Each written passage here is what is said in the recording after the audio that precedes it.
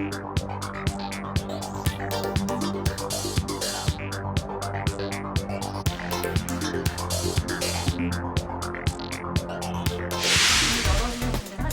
만 19세에서 34세까지 쳐도 그렇고 39세로 늘려도 그렇고 그 세대 안에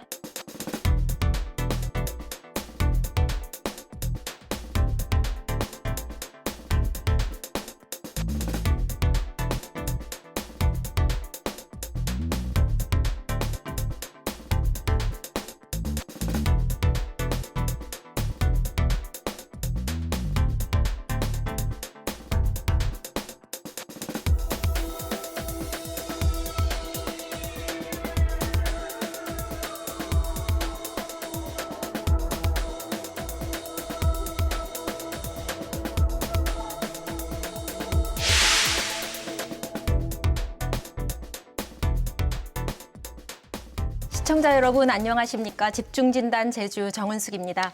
2021년 새해가 밝았습니다. 올해도 코로나 바이러스와 경제 문제로부터 자유롭지 못할 것이라는 예측들이 나오고 있습니다.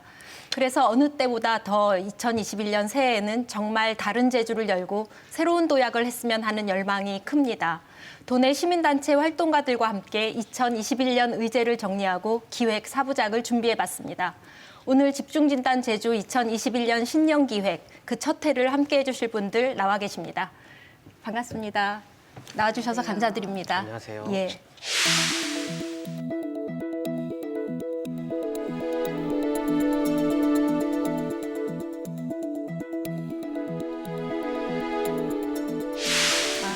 늘 젊은 생각으로 청년들 곁에 함께 해주셨으면 해서 모신 분입니다. 제주대학교 철학과 윤용택 교수님 반갑습니다. 안녕하십니까. 대학에서는 학생들에게 철학을 가르치고 대학 밖에서는 우리 사회가 더불어 행복한 사회가 되기를 꿈꾸고 있습니다. 제주대학교 윤용택 교수입니다. 네, 30대 청년으로 제주 사회에서 이미 다양한 활동을 하고 계신 분들도 나오셨는데요. 환경운동연합 김정도 정책국장님 반갑습니다. 네, 안녕하십니까. 제주환경운동연합 정책국장 김정도입니다. 생활환경 분야와 에너지 전환 분야에서 활동을 하고 있고요. 올해 이제 10년 정도 활동을 하게 됐습니다. 앞으로 할 날이 많은 것 같은데요. 더 열심히 하도록 노력해 보도록 하겠습니다.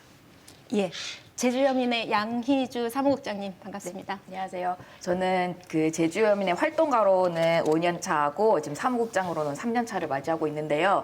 이제 제주여민의 활동하면서 20대에서도 30대로 넘어가는 그런 것도 좀 겪고 있는 와중입니다. 그래서 이렇게 집중진단 나오게 돼가지고 아주 좀 설레는 마음으로 오늘 나왔는데요. 재미있는 토론 이어갔으면 좋겠습니다. 네, 고맙습니다. 제주주민자치연대 박건도 참여자치위원장님. 네, 안녕하세요. 부족하지만 이제 활동하면서 느꼈던 것과 들었던 생각들 공유하려고 나왔습니다. 제주주민자치연대 박건도라고 합니다. 예. 나와주셔서 너무 감사드리고요. 예, 집중진단 제주 새해 첫 주제를 다른 제주로 저희가 좀 잡아봤습니다.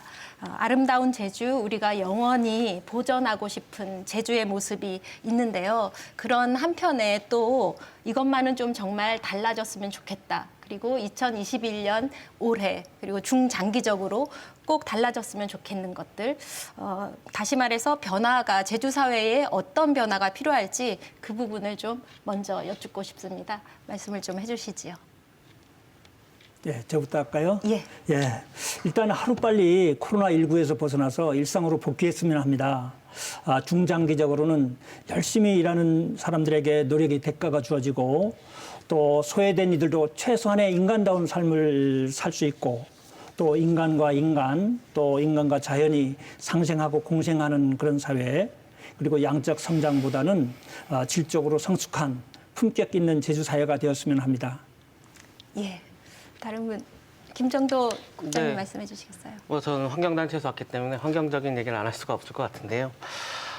최근에 제주도에 있어서 가장 큰 문제는 아무래도 과잉 관광 문제가 아닌가 싶습니다. 그래서 제주의 모든 문제, 특히 뭐 청년부터 시작해서 여성, 환경, 노동자 문제 이르기까지 굉장히 많은 문제가 과잉 관광에서 파생이 되고 있는 것 같은데요. 이런 문제가 사실 뭐 제주도의 전반에 걸쳐서 굉장히 많은 악영향과 부활을 일으키고 있기 때문에 이런 문제에 대한 해결이 이번 올해부터 좀 시작이 되고 나아가서는 중장기적으로는 과잉 문제가 전반적으로 해소되는 그런 변화가 있었으면 하는 바람이 큽니다. 예. 또 어떻게 생각하십니까? 네, 2020년도에는 아무래도 그 여성 이슈로는 뭐 낙태죄 폐지나 뭐 차별금지법 제정 이런 굵직한 이슈들이 있는데 아직 사실 해결이 완전히 됐다고 보기 좀 어려운 것 같아요. 그리고 그런 그 굵직한 이슈들도 올해도 좀 해결이 됐으면 좋겠다, 이제 제정이 됐으면 좋겠다, 법들이. 그런 생각이 좀 있고요. 그리고 저도 아무래도 제주에서 사는 청년이다 보니까 이 난개발 이슈를 고민을 안 할 수가 없더라고요. 지금 뭐 제2공항도 계속해서 지금 여러 단체들에서 투쟁하고 있는데 그 제2공항이 막아줬으면 좋겠다라는 좀 바람도 있고요. 그리고 아무래도 제가 오늘 또 자치 분야를 또 담당해서 발제처럼 돼 있는데 아무래도 2022년이 지방선거인데 아주 코앞이라고 생각해요. 그래서 2022년 지방선거에 많은 청년 여성 주체들이 등장했으면 좋겠다라는 생각을 하고 있습니다. 예, 감사합니다. 박건도 위원장님. 네, 앞서 이제 다른 분들이 말씀해 주셨던 것처럼 이제 뭐 코로나19 상황이라든지 제주의 난개발 문제라든지 이런 문제들을 해결하기 위해서 지금 가장 제주에서 바뀌어야 할 문제는 저는 정치라고 생각을 합니다. 지금 난개발이라든지 이런 문제들에서 제주 도민들 간의 갈등이 되게 심화되고 있는데 정치의 역할은 그런 갈등들, 다양한 의견들을 모아서 해결하려는 노력을 펼쳐야 하는데 지금의 정치는 그러지 못하고 있는 것 같습니다. 앞으로 이제 더 이야기를 하겠지만 제가 이제 꼽은 가장 이것만은 달라졌으면 좋겠다 하는 부분은 정치입니다. 예. 그 변화에 대해서 이렇게 갈망하는 부분들을 지금 이제 말씀을 해주셨는데 청년에 대해서도 얘기를 좀 해보겠습니다. 최근 몇 년 사이에 그 청년에 대한 열풍이라고 해야 될까요? 청년들을 이렇게 호명해내는 일이 좀 잦아지고 있습니다. 일종의 이게 현상일 수도 있고 또 한편에서는 우리 사회가 제주 사회가 청년들의 역할이나 그 사회적인 그 역할에 대한 사회적인 기대일 수도 있겠다라는 생각이 듭니다. 그 제주에서 청년 활동가로 지금 계시고 또 시민단체 활동가로 이렇게 하시면서 그것이 가지는 의미라던가 혹은 어려움 이런 게 있을 텐데요. 그 부분 어떤 것이 있는지 좀 말씀해 주시겠어요? 네, 먼저 말씀해 주시겠어요? 저는 이제 제주 여민의 활동 이제 5년 차라고 말씀을 드렸잖아요. 그래서 사실 제주에서 여성으로 산다는 것, 제주에서 청년 여성으로 산다는 것에 대해서 고민을 하지 않을 수가 없죠. 근데 사실 주류 청년 담론에서 여성들이 주체가 돼가지고 같이 논의가 된다 이런 생각도 잘 들지도 않고 이제 청년에서 딱 떠오르는 게 여성이 딱 떠오르진 않는 거죠. 어쨌든 남성을 기본값으로 좀 상정하고 정책들이나 이런 거가 좀 이루어지는 게 좀 아쉽다는 생각이 들기도 하면서 그렇다면 이제 제주에서 이제 어떻게 활동을 하면서 살아가고 가는 게 좋을까라고 생각했을 때 좀 추상적인 얘기일 수도 있지만 결국에는 좀 이런 청년 문제, 사회 문제, 뭐 환경 문제, 여성 문제 이런 문제들에 관심이 있는 청년들이랑 같이 모여서 어떻게 더 나은 거를 모색해 나갈 것인가를 고민해 나가는 게 우선 그 제일 좋은 당장 해결할 수 있는 방안이라고 생각을 해요. 혼자서는 해결할 수 있는 게 많지 않지만 그래도 여러 사람들이 모이면 또 다른 어떤 힘, 시너지가 나온다고 생각하거든요. 그래서 참 여민의 활동하면서도 어떻게 하면 더 많은 청년 혹은 청년 여성들과 함께 할까 이게 좀 제일 고민하는 지점 중에 하나이기도 합니다. 그래서 네, 함께하는 것이 가장 네. 이제 중요하게 생각되신다는 말씀인 것 같습니다. 예, 김정도 국장님, 정책국장님 어떠십니까? 저는 또 청년 활동가의 삶에 대해서 네. 얘기를 좀 해야 될 것 같은데요. 제가 2012년부터 활동을 했으니까 지금 이제 10년 차 활동가가 되는데 이제 뭐 청년 시기를 거쳐서 이제 청년이 끝나가는 지점으로 열심히 달려가고 있는 중인 것 같은데요. 그렇게 생각해 보면 참 이게 짧다면 짧은 시간이기도 하고 굉장히 길다면 길긴 시간이기도 했는데 이렇게 생각해 보니 되게 소회가 남다른 것 같고요.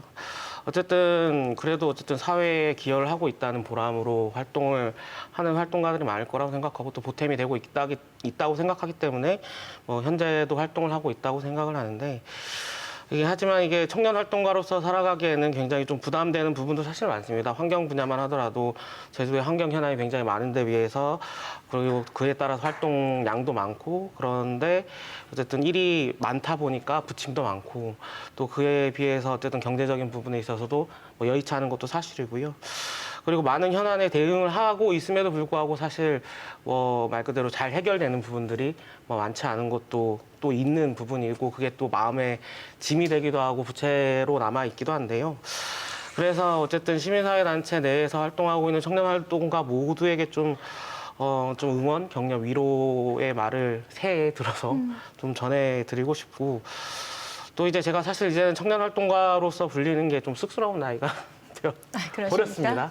뭐 활동 경력도 그렇고요. 해서 실제로 또 현행법상으로도 거의 청년이 아닌 그런 영역으로 들어와 있거든요. 그래서 어쨌든 청년이라는 단어로 불릴 날이 이제 진짜 얼마 남지 않은 것 같은데 그래서 이제 이게 청년이 끝 그리고 뭔가 새로운 시작에 서 있기도 한데요. 어쨌든 결론적으로 말씀드리면 지나가는 시간을 막을 방법이 없고 그렇기 때문에 좀 차분한 마음으로 현재를 좀 지내고 있고요. 어쨌든 이런 시간이 올 청년들이 이제 곧 여러 생길 텐데 그분들에게도 소소한 위로와 응원의 말씀드리고 싶습니다. 저도 여전히 마음 청년으로 살고 있는데요. 국장님, 예, 어떠십니까? 저는 청년 활동가라는 이제 타이틀을 이제 종종 사용하기도 하는데요. 네. 그러니까 물론 뭐 나이가 이제 청년인 활동가이기 때문에 그렇게도 생각이 들지만 또 다르게 생각한다면 이제 청년 문제에 관심을 갖고 청년 문제를 해결하려는 노력한다는 측면에서 또 청년 활동가라는 타이틀을 사용하고 있기도 합니다. 사실 이제 청년에 대한 열풍을 이야기하셨는데 이제 청년에 대한 열풍은 사실 한국 사회에서 청년들의 실업 문제라든지 청년들이 한국 사회에서 일을 이렇게 해주고 열심히 활기를 띄워줘야 하는데 그렇지 못하고 있다라는 진단에서 이제 호명이 되었었던 건데요. 그 이후에 뭐 2010년 이후에는 이제 청년들이 직접 일어서면서 청년을 호명할 것이 아니라 우리의 문제는 우리가 이야기하고 우리가 한번 해결해 보겠다. 그리고 이것이 어떤 2030 세대만의 문제가 아니라 한국 사회 전반의 어떤 불평등 문제라든지 어떤 다양성 문제, 인권 문제 이런 것까지 포괄해서 한번 우리가 목소리를 내고 바꿔보겠다라는 측면에서 이런 청년이라는 열풍이 또 다양한 측면에서 볼 수 있을 것 같습니다. 예, 알겠습니다. 그러니까 한국 사회의 문제 자체들, 청년만의 문제가 아니라 한국 네. 사회의 문제 전반에 대해서 청년들이 주체가 되어서 그것을 해결하려는 노력이 있다는 말씀이신 네, 거죠? 맞습니다. 예, 교수님, 지금 청년 주체에 대해서도 말씀을 이제 했는데요. 한국의 근현대 사회에서 20대와 30대 이 청년들이 사실상 역사의 주축 그리고 문화의 주축이 되는 그 역사를 저희가 가지고 있지 않습니까?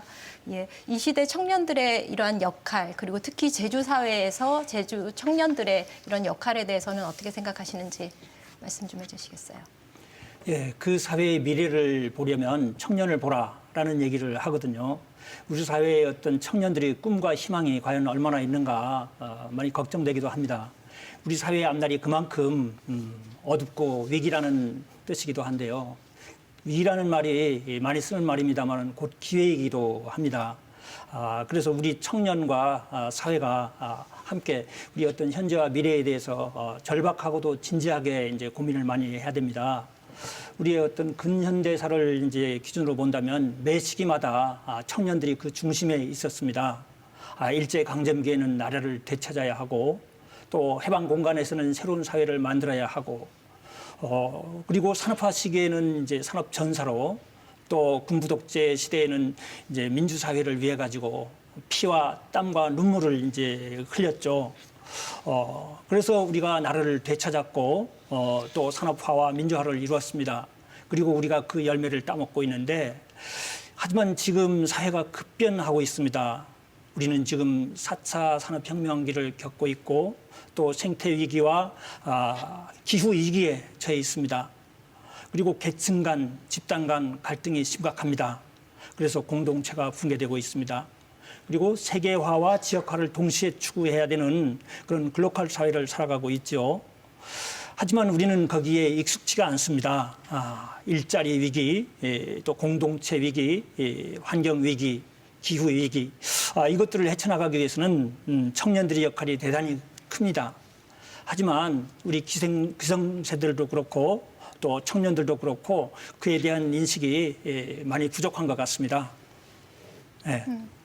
그러니까 각 시대들마다 그 시대가 가지는 시대적인 문제들이 있었고 그것들을 그때의 청년들이 그것을 계속해서 풀어나왔다는 말씀이시고 지금의 저희 시대의 그 청년들에게도 이런 것들이 요구된다는 말씀이신 것 같은데 그렇다면 청년들이 이 역할들을 잘하기 위해서는 어떤 것이 필요한 것인지 무엇이 필요하다고 생각하시는가요? 예, 우리 청년들은 기성세대가 갖지 못한 여러 가지 장점들이 있지요. 젊은 세대들은 기성세대보다 디지털과 정보화 능력이 뛰어납니다.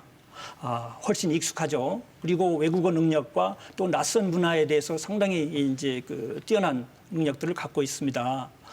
그래서 지난해부터 우리가 코로나 팬데믹 때문에 우리 경제, 사회, 교육 이 모든 분야에서 언택트, 온라인, 비대면 이것으로 바뀌고 있죠.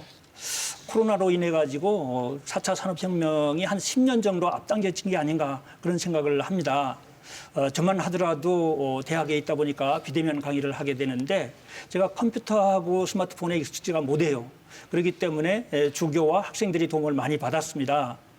요즘 그 1차 산업에서도 인공지능과 정보기술이 많이 접목되고 있죠. 또 거래를 할 때도 온라인 거래와 직거래가 이제 그 필수가 되고 있습니다. 여기에 익숙하지 못합니다. 기성세대들은 속수무책이죠. 그래서 1차 산업에서도 정보 처리 능력과 디지털에 익숙한 청년들이 많이 뛰어들어야 된다고 보고요.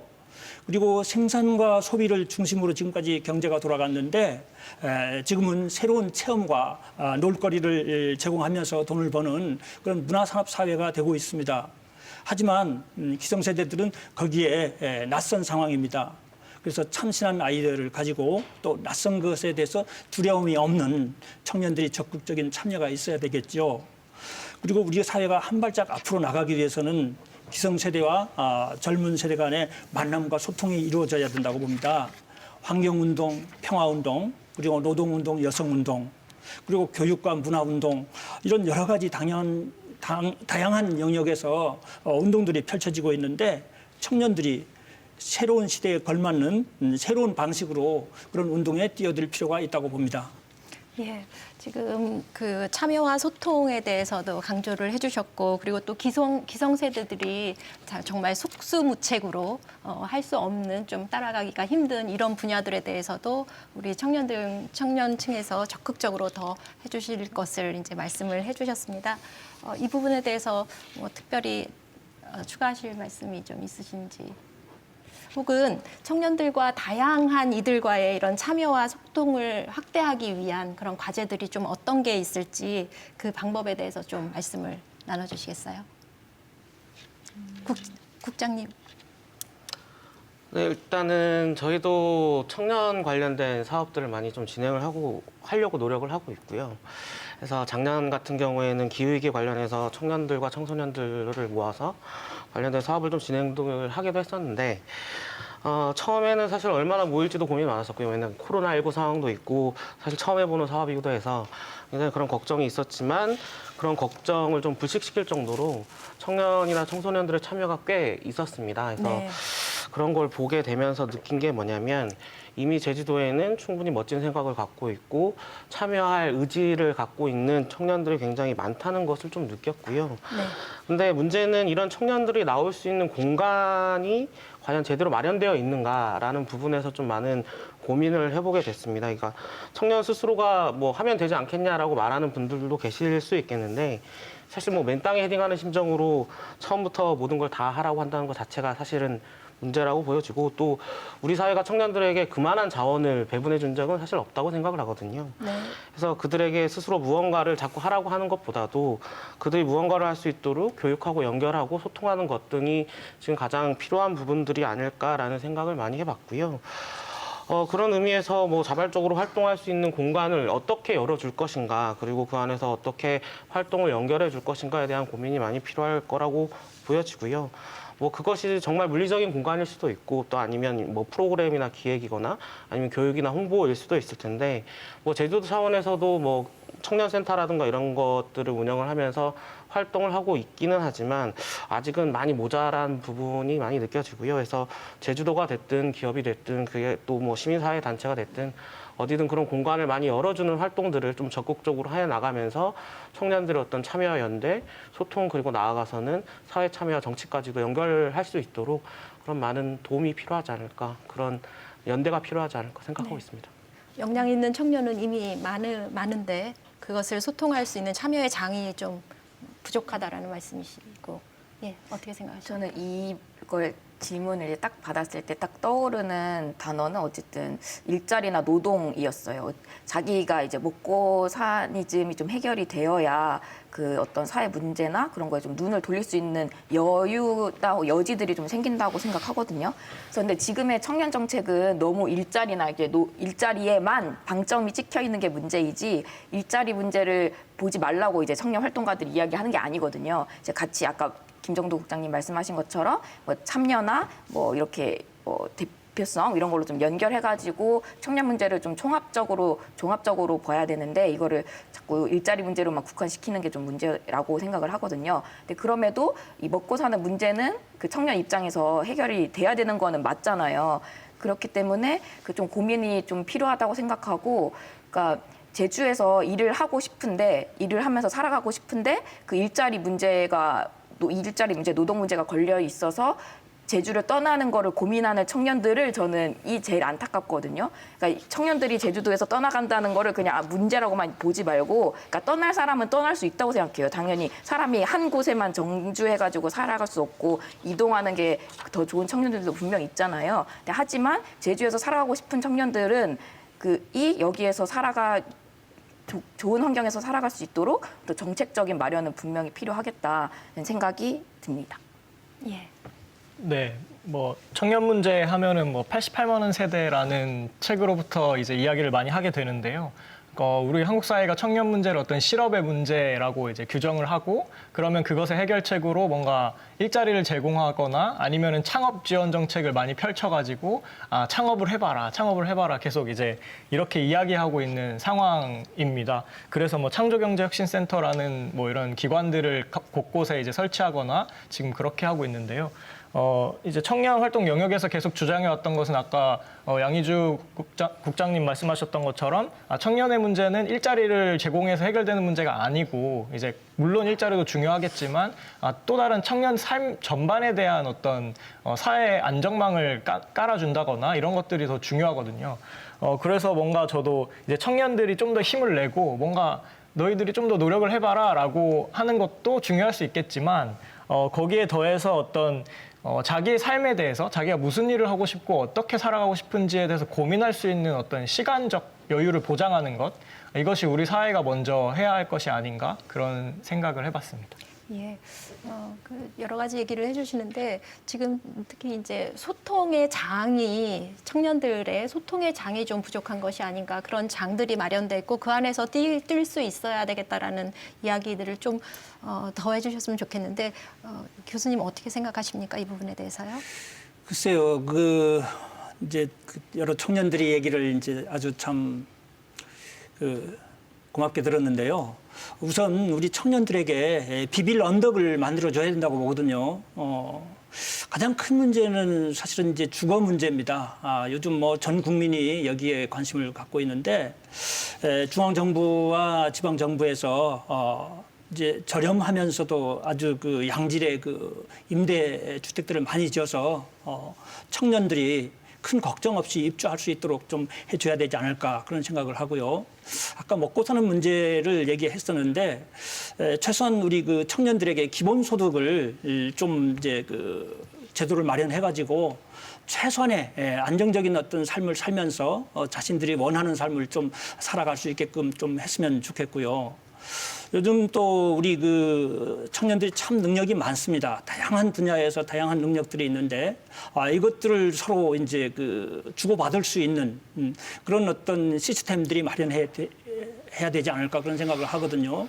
이를테면 그걸 이제 그 지역 통화 제도라고 합니다. 지역 화폐와는 좀 다른 건데 그 현금 없이도 자신들이 필요한 어떤 그 재능들을 서로 주고받으면서 이렇게 네트워크를 형성해 간다면 아마도 우리의 어떤 청년들의 삶의 질이 조금 더 높아지지 않을까 그런 생각을 해봅니다. 새롭게 그 지역 통화, 지역 네. 통화라는 거를 이제 재능과 그리고 여러 가지 참여를 통해서도 만들어갈 수 있겠다라는 새로운 말씀도 해주셨는데요. 지금 이런 이제 소통, 참여 뭐 이런 거에 대해서 얘기를 했는데 제주 사회에 대한 고민들을 저희가 청년들과 함께 그리고 또 다양한 시각으로 좀 같이 소통하고 풀어나가고자 하는 것이 저희 2021년에 집중진단 제주의 바람이었습니다. 그래서 집중진단 제주 신년 기획을 하기 위해서 청년 라운드 테이블을 저희가 진행을 했었거든요. 거기서 논의된 첫 번째 의제가 그 제주의 환경 문제와 산업의 변화였습니다. 이 부분에 대해서 김정도 정책국장님께서 좀 발표처럼 말씀을 조금 정리해 주시면 좋겠습니다. 네, 뭐 제주도의 어떤 핵심적인 지금 환경 문제라고 하면 과잉 관광 문제를 제기 안 할 수가 없는 상황이고요. 뭐 앞서도 잠시 말씀드렸지만 이게 심각한 이유가 2010년에 한 758만 정도 관광객이었다면 지금 2016년에 1,500만을 돌파한 이후로 꾸준히 이 수준을 유지하고 있습니다. 뭐 거의 한 10년 사이에 2배가 증가한 상황이 되겠는데요. 근데 문제는 이 2배가 증가한 만큼의 수용할 수 있는 그런 우리가 능력을 키워왔느냐라고 했을 땐 전혀 아니라는 거죠. 생활환경만 하더라도 지금 보게 되면 쓰레기, 뭐 상하수 문제, 교통 문제, 미세 문제, 심지어 범죄까지도 급격하게 늘어나고 있는 것이 현실이고 그만큼 도민의 생활 자체가 굉장히 급격하게 안 좋아지고 있는 것이 지금 현실입니다. 그리고 막대한 관광객을 수용을 하려다 보니까 그에 따른 당연히 숙박시설이라든가 위락시설이라든가 뭐 이런 것들이 필요하게 되고 이런 것들이 무리한 개발로 이어져 온 것들이 사실이거든요. 그렇게 되면서 당연히 자연환경과 생태계도 굉장히 파괴가 된 게 지금 현실이고요. 그리고 최근에 뭐 용눈이 오름 휴식연재 얘기도 나오겠지만 굉장히 자연환경이 좋은 곳, 생태계 환경이 좋은 곳에 사람들이 많이 몰리게 되면서 심각한 훼손이나 파괴가 지금 나타나고 있고 그것들이 전반적으로 제주도 전체로 확대가 되고 있는 게 현실입니다. 그렇게 봤을 때 과연 이런 정도의 훼손과 파괴가 발생했는데 그렇다면 그만큼 경제가 좋아졌느냐라고 봤을 때도 사실 좋아진 게 크게 없거든요. 뭐 양적으로는 굉장히 상승했는데 질적으로 보게 되면 크게 변화된 게 없습니다. 실제로 제주도 관광조수입 같은 경우에는 2010년도에 한 3조 3천억 원 정도, 근데 2019년에 7조 4천억까지 늘었습니다. 굉장히 크게 늘어났는데 그러면 그에 따른 질적인 변화도 있느냐라고 봤을 때 뭐 관광사업체 고용률 같은 경우에는 2010년도에 3.11명, 근데 2018년도에 3.31명. 그러니까 그 긴 시간 동안 0.2명 정도의 고용 상승률밖에는 보이지 않고 있는 거고요.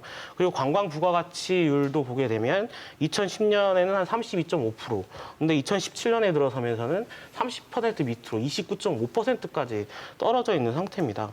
자연환경을 굉장히 많이 희생을 시켰는데도 불구하고 사실은 양적인 어떤 증가에 비해서 질적 증가는 찾아보기 굉장히 힘든 상황이라고 보여지고요.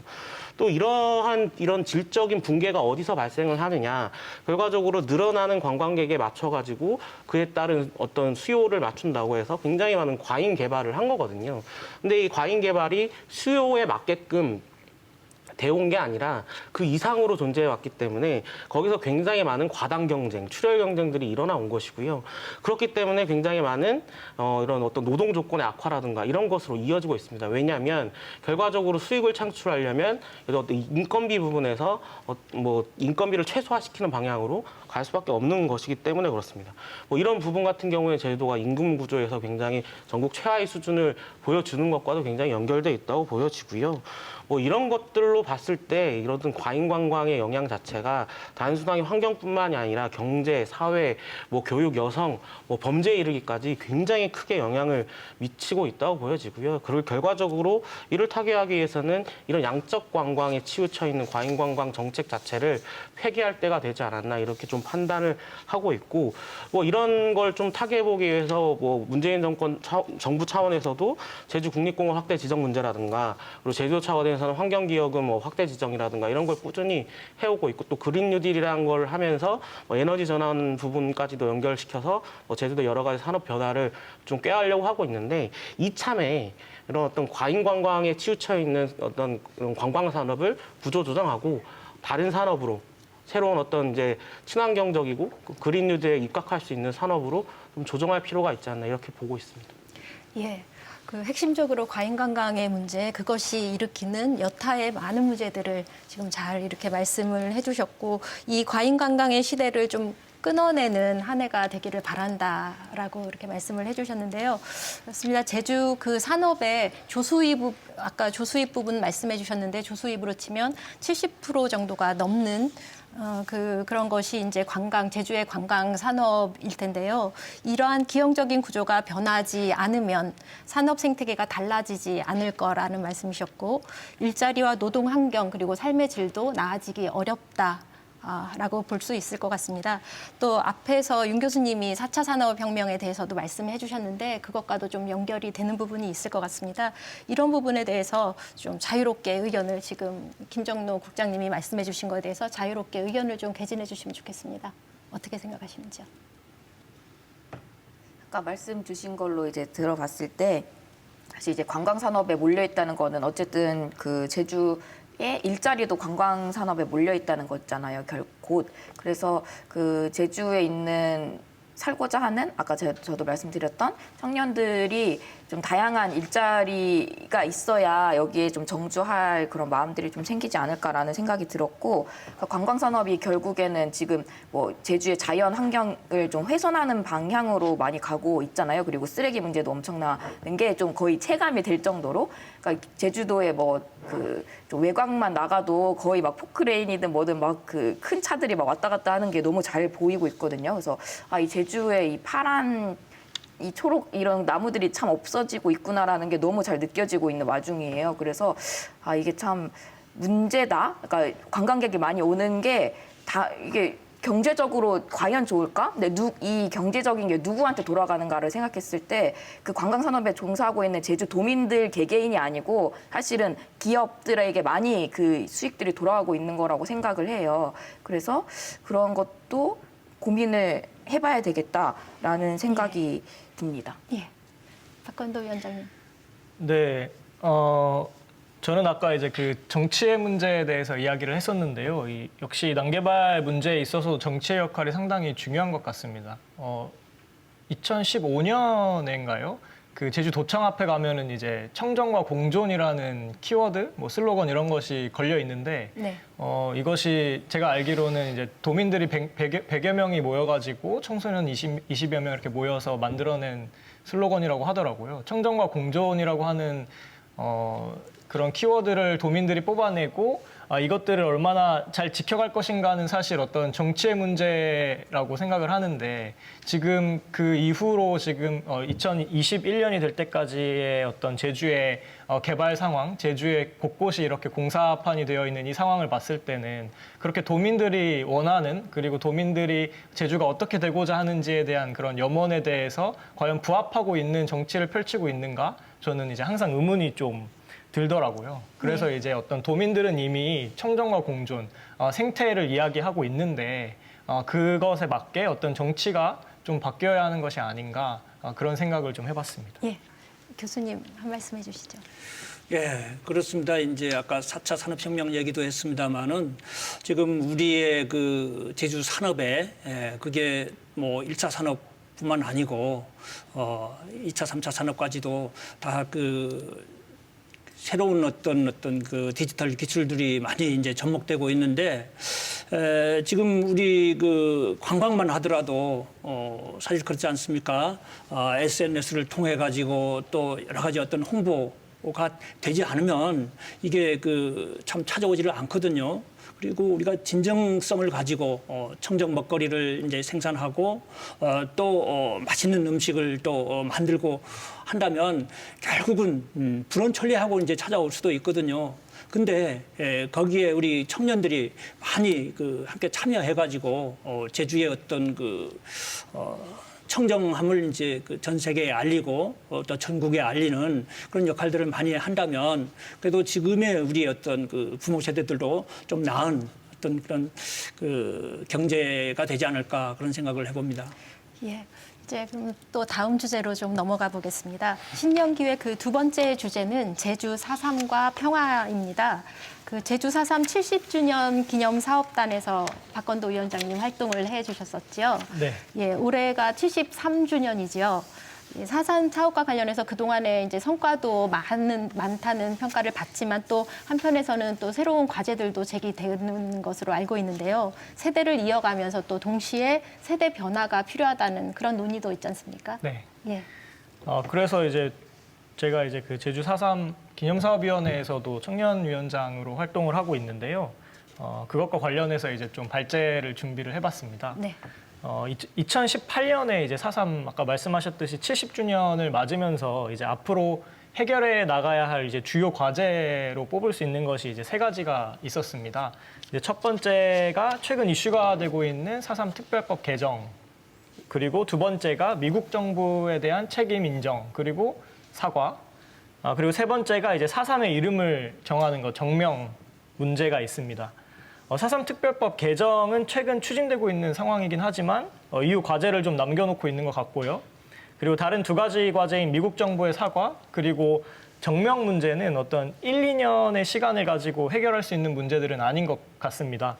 그런데 현재 4.3을 주제로 활동을 하고 있는 어떤 연구자, 단체 활동가, 그리고 언론인, 문화예술인 등의 분들은 1980년대 후반에서부터 계속 이제 활동을 쭉 해오면서 이제 4.3이라는 문제를 드러내기도 했고, 그리고 진상규명을 진행하는 등의 많은 성과를 내기도 했습니다. 네. 그에 또 상응하는 또 많은 과제들을 도출해 내었기도 했는데요.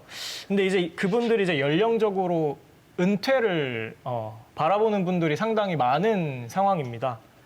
그래서 이제 4.3 분야에서 제가 제기하고 싶은 과제는 많은 분들이 은퇴를 했을 때 이제 과연 4.3에 관련한 과제들은 누가 주도적으로 해결해 나갈 것이냐 하는 것인데요. 현재 4.3 문제 해결을 위해서 활동하는 분들 중에는 20, 30대 청년들을 찾아보기가 거의 어렵습니다. 심지어 40대인 분들도 많지 않아 보이는 것이 현실입니다. 그러나 4.3 단체들에서는 이러한 세대 정승의 노력을 이제 기울이지 않았던 것은 아닙니다. 제가 활동하는 기념사업위원회의 예를 들어서 이야기를 드리자면 몇 년 전부터 청년위원회를 설치를 해서 2030 세대 청년들이 이제 윗세대 활동가들과 함께 이제 교류하고 무언가를 해볼 수 있는 장을 마련하기도 했고요. 최근에는 청소년위원회 설치에 대한 고민도 하고 있습니다. 네. 그리고 사업 면에서도 세대 전승을 위한 그 사업을 따로 분류를 해서 진행을 하고 있고, 4.3 청소년 문화예술 한마당이라든지, 4.3 청년 활동과 교류 사업이라든지 이런 사업들을 추진하고 있습니다. 그리고 2030 세대 청년들 자체적으로도 제주 4.3 차세대 네트워크라는 어떤 모임을 구성해서 함께 공부를 하기도 하고 4.3을 알리려는 노력을 하기도 했지만 좀 어려운 것이 현실입니다. 그래서 이제 4.3 문제에 관심을 갖고 이런 사업들에 참여하는 청년들은 이제 너무 소수인 상황인데요. 이렇듯 제주 4.3과 관련된 어떤 세대 변화, 세대 전승의 문제의 원인은 다양할 수 있을 것 같습니다. 그렇지만 그 중에서도 제가 생각하기에는 어떤 4.3 교육과 또 떼어놓고 생각할 수 없다고 생각이 드는데요. 저 또한 이제 성인이 되기 전까지 제주 4.3에 대해서 정말 잘 알지 못했습니다. 저는 제주에서 나고 자랐는데. 예, 조금 마무리해 주시죠. 네. 예. 그래서 이제 학교에서도 잘 가르쳐주지 않았고, 가족들도 잘 알려주지 않아서, 지금은 비교적 4.3과 관련된 교육이 확대되고 있기는 하지만, 이런 교육들이 어떻게 청소년들에게 어떻게 다가가서 어떻게 인식의 토대를 만들고 어떤 실천으로 이어질 수 있을지 세밀하게 기획될 필요가 있겠구나라는 생각을 해봤습니다. 예, 그 4.3의 그 세대 전승의 문제 말씀을 중심적으로 해주셨는데 이 부분 좀 어떻게 풀어나가야 될지 간략하게 예. 그 제주 4.3을 이제 제주 역사를 넘어가지고 우리나라의 역사 그리고 세계 사적 차원에서 이제 바라봐야 된다고 봅니다. 제주 4.3을 보다 큰 틀에서 이제 이해한다면 우리 가해자다 피해자다 이게 아니고 시대의 어떤 피해자다라고 하는 것을 인식하게 되고 그렇다 보면 이제 갈등도 좀 완화되지 않을까 그런 생각을 합니다. 그래서 제주 4.3의 어떤 전국화, 세계화를 통해 가지고 더 이상 이와 같은 어떤 비극이 제주도에만 있었어도 안 되겠지만 전 세계적으로 있어서는 안 된다라고 하는 거. 그리고 이런 어떤 교육들을 통해 가지고 전 국민이 또 온 세계 사람들이 제주도가 평화의 섬으로 갈 수밖에 없구나, 가야 되겠구나 하는 것을 좀 인식하는 그런 계기가 됐으면 좋겠고요. 그리고 온라인상에서도 제주 4.3을 통한 어떤 평화 교육들이 이루어져야 된다고 봅니다. 기존 자료들을 디지털화하고 또 아카이브를 만들고 그리고 외국인들도 이를 볼 수 있도록 이제 영어, 일어, 중국어 이것으로 번역을 해가지고 많이 알려나갔으면 좋겠습니다. 예, 지금 말씀해 주셨는데요. 저희가 시간이 많지 않아서 다음 주제로 또 넘어가 보도록 하겠습니다. 세 번째 기획 주제는 시민 참여와 정치입니다. 이 부분에 대해서는 양희주 사무국장님께서 말씀 좀 해주시죠. 네, 그러니까 제가 이제 시민 참여, 정치 이런 주제로 좀 발제를 하게 됐는데요. 이제 아무래도 저는 여성 단체에서 있는 활동가이기 때문에 좀 여성 대표성을 중심으로 좀 이야기를 할 수밖에 없을 것 같아요. 그리고 청년에 대한 이야기들도 좀 할 수 있을 것 같고요. 그러니까 정치라는 영역이 청년 혹은 여성이랑 좀 거리가 멀게 느껴지기도 하잖아요. 그 이유가 정치, 그러니까 공적 영역에 여성과 청년들이 그만큼 등장하지 않았기 때문이라고 생각을 합니다. 근데 그 제주 지역만 봐도 사실 그렇죠. 이제까지 도지사 중에 여성 도지사가 있었나요? 없었죠. 그리고 국회의원도 3개 지역구를 살펴봤을 때 역대 여성 국회의원을 제주도는 배출한 적이 없습니다. 그리고 2018년도 지방선거 결과를 봐도 도의원 43명 중에 8명이 여성 국회의원이고요. 여성 도의원이고요. 근데 이 8분 중에 5분이 비례대표, 3분이 지역구 의원이죠. 그러니까 선출직으로 당선된 건 어쨌든 여성 중에 3명밖에 없는 거예요. 그리고 도의원을 또 그 청년, 그러니까 나이로 들여다봤을 때도 보면 30대 이하가 아무도 없습니다. 그러니까 그게 지금 제주도의 지금 현실이거든요. 근데 이제 또 이런 좀 그 정치 위쪽, 그러니까 좀 공적인 정치 영역 말고도 좀 더 아래 단위로 내려와서 보면 그 마을 있잖아요. 이장. 네. 마을에 이장분들이 있는데 지금 제주도에 172개리가 있는데요. 그래서 2019년 기준으로 여성 이장님이 지금 총 4분밖에 없습니다. 네. 그리고 주민자치위원회가 왜 풀뿌리 민주주의로 해갖고 주민자치위원회가 다 각 동마다 있잖아요. 거기서도 여성 위원 비율을 보면은 32.8%밖에 되지 않아요. 그래서 근데 대학교 쪽을 들여다봐도 제주대학교에서 이제까지 여성 총학생회장, 부학생회장이 나온 적이 한 번도 없는 걸로 알고 있습니다.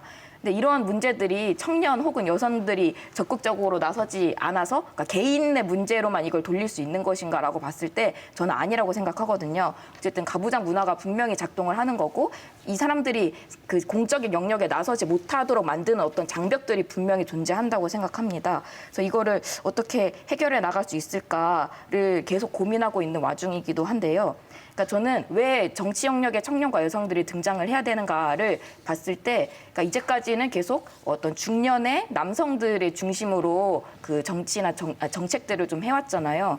근데 사실은 그 이 사회 전반적으로 봤을 때 되게 다양한 구성원들이 같이 숨쉬면서 살아가고 있는데 왜 그 특정한 그 그룹만 사람들을 대표해가지고 정치를 하고 있는가에 대해서는 아주 큰 물음표가 있거든요. 그러니까 다양한 주체들이 정치 영역에 등장을 해야 더 어떤 자신의 당사자성에 기반한 아주 다양한 정책 혹은 제도들을 마련을 해나갈 수 있다고 생각을 하거든요. 그러니까 돈과 권력이 있는 사람들이 아니라 좀 차별받고 피해받고 있는 옆에 그러니까 그 사람들을 위한 정책들을 많이 할 수 있을 것이다. 정치 영역에 청년과 여성들이 등장을 하게 된다면 저는 그렇게 생각을 하고요.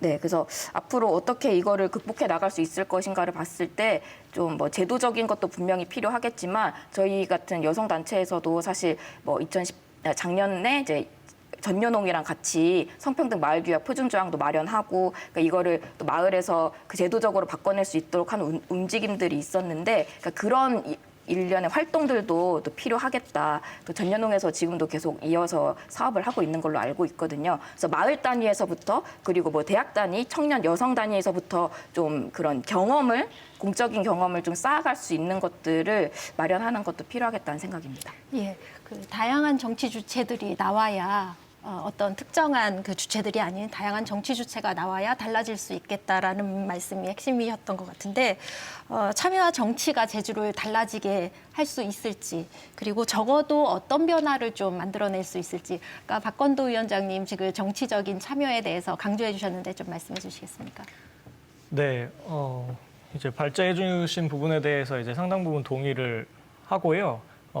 그러니까 이제 정치, 대의민주주의 사회에서 이제 정치라는 거는 결국에 그 사회의 목소리를 대변해서 이제 누군가가 뭐 정책도 만들기도 하고 문제 해결을 하기도 하고 이런 프로세스라고 생각을 하는데 지금의 한국 사회의 어떤 우리의 국회의 모습이라든지 아니면 제주도의 도의회의 모습은 전혀 이제 그 사회와 닮아 있지 않은 것이 좀 사실이라고 생각이 들고요. 그래서 이제 그 정치 시스템 그리고 그 의회라든지 이런 정치의 모습들이 그 사회와 닮기 위해서 뭐 여러 가지 비례대표제라든지 뭐 여러 가지 뭐 정치적인 시스템이라든지 이런 것들을 좀 변화시킬 필요가 있다고 보여집니다. 예, 저희가 그 지금 한 40여 분 넘게 이렇게 좀 달려왔습니다. 지금 구체적인 그 신년기획 그 시리즈에 있어서 구체적인 내용들은 다음에 2, 3, 4회를 통해서 같이 또 토론을 하도록 하고요. 오늘은 간략하게 지금 한 30초 정도 오늘 그 이 문을 여는 자리에서 간략하게 마무리 발언 좀 부탁드리겠습니다. 김정도 국장님 먼저 말씀해 주시겠어요? 네, 어쨌든 새해가 열렸고요. 새해가 열린 만큼 새로운 기분으로 뭔가 많은 것들을 바꿔 나가야 된다고 생각되는 시기인 것 같습니다. 코로나19 문제도 그렇고 다양한 문제에 있어서 청년 활동가들이 더 많은 공간으로 나오고 더 많은 역할을 하기를 바라는 마음이 큽니다. 네, 이 정도로 하겠습니다. 예, 우리 청년들이 좀 더 도전 정신을 가지고 사회적인 변혁에 참여할 수 있었으면 합니다.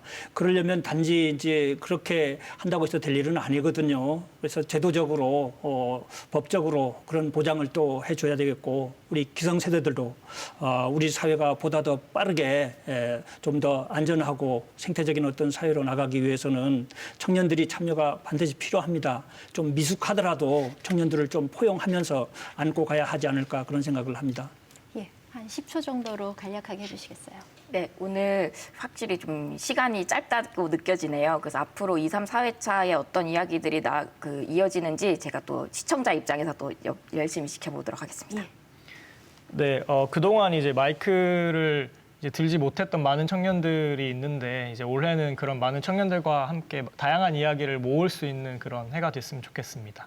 예, 이렇게 함께 잘해주셔서 너무 감사드립니다. 감사합니다. 감사합니다.